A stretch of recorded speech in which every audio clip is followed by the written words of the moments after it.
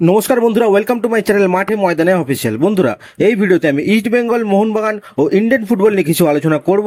তোমরা যারা যারা আমার ভিডিওটা দেখছো, আমার চ্যানেলটা প্লিজ সাবস্ক্রাইব করে নাও ইন্ডিয়ান ফুটবলের এরকম আরও আপডেট পেতে। এবার আসি মূল ভিডিওতে।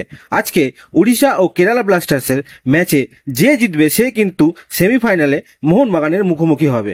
তো এখনো পর্যন্ত কেরালা ও উড়িষ্যা 10 বার মুখোমুখি হয়েছে, তার মধ্যে কেরালা জিতেছে 4 বার ও উড়িষ্যা 3 বার এবং ড্র হয়েছে 3 বার।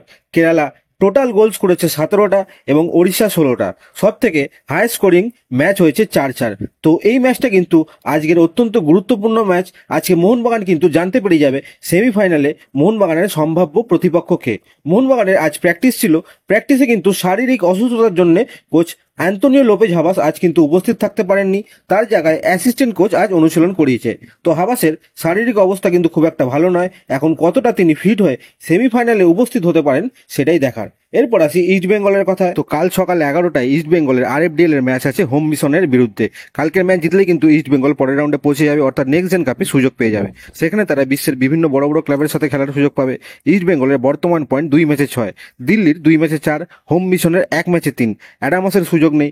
তো হোম মিশনকে যদি কাল হারিয়ে দেয় সেক্ষেত্রে নেক্সট জেন কাপে কিন্তু ইস্ট বেঙ্গল সুযোগ পেয়ে যাবে, কারণ হেড টু হেডে তারা হোম মিশন এফসির থেকে এগিয়ে যাবে। সেক্ষেত্রে লাস্ট ম্যাচটা দিল্লি এফসির সাথে ইস্ট বেঙ্গল যদি নাও জেতে, তাও কিন্তু পরবর্তী রাউন্ডে ইস্ট বেঙ্গল চলে যাবে এবং নেক্সট জেন কাপে খেলার সুযোগ পাবে। তো কালকের ম্যাচটা কিন্তু ইস্ট বেঙ্গলের জন্য অত্যন্ত গুরুত্বপূর্ণ ম্যাচ একটা হতে চলেছে। এরপর আসি ব্রেন্ডন হ্যামিলের কথায়। তো হ্যামিল কিন্তু আগামী প্লে অফের যে ম্যাচটি রয়েছে সেই ম্যাচে কিন্তু খেলতে পারবেন না, কারণ তাকে ডাইরেক্ট রেড কার্ড দেখানো হয়েছিল লাস্ট মুম্বাই সিটি এফসি এগেনস্টে যে ম্যাচটা ছিল সেই ম্যাচের দিন। তো নিয়ম অনুযায়ী আগামী সেমিফাইনাল ম্যাচে কিন্তু ব্রেন্ডন হ্যামিল থাকতে পারবেন না। এরপর আসি আজকের এই ভিডিওর মেন ব্যক্তিটির কথায়। তিনি হচ্ছেন জর্ডন এলসে। খুব অল্প সময়ের মধ্যেই কিন্তু এই জর্ডন ইস্ট বেঙ্গল জনতার মন জিতে নিয়েছিল।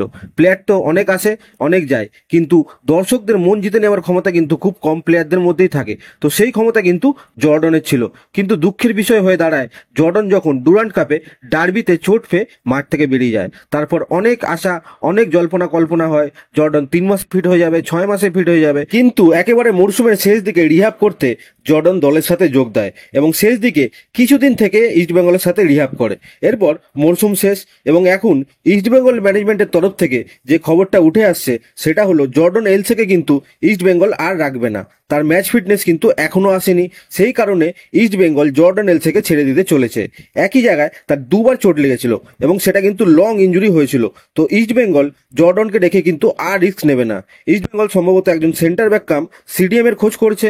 জর্ডনের এইভাবে বিদায় কিন্তু খুবই বেদনাদায়ক, কিন্তু কি আর করা যাবে, সময়ের সাথে সাথে কিন্তু সবকিছু মেনে নিতে হয়। তো বিদায় champion, I wish and hope Jordan খুব তাড়াতাড়ি ফিট হয়ে আবার যেন মাঠ কাঁপায়। তো আজকের ভিডিওতে এতটুকুই, দেখা হচ্ছে আবার পরের ভিডিওতে। নমস্কার।